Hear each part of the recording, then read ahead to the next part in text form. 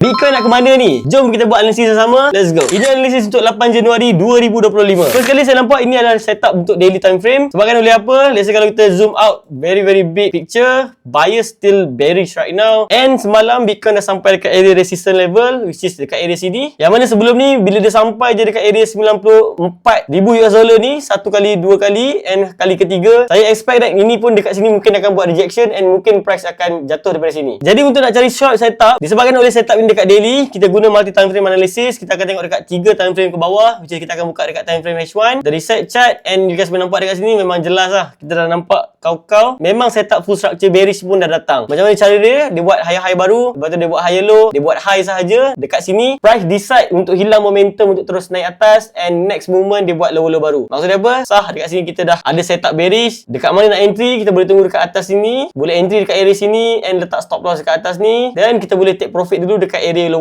baru. Tapi untuk long term direction, selagi price keep buat new low, ada kemungkinan that dia boleh buka balik dekat daily time frame. At least dia boleh sampai dekat area bawah sini balik, dekat area 88,000 US dollar macam tu. Tapi for sure this movement mungkin akan ambil 1-2 hari, mungkin boleh jadi untuk minggu ini punya pergerakan. By the way, untuk setup ini bukan setup rahsia pun. Biasa kalau you guys nak access on this analysis, you guys boleh masuk dekat dalam Telegram saya, link dekat bio.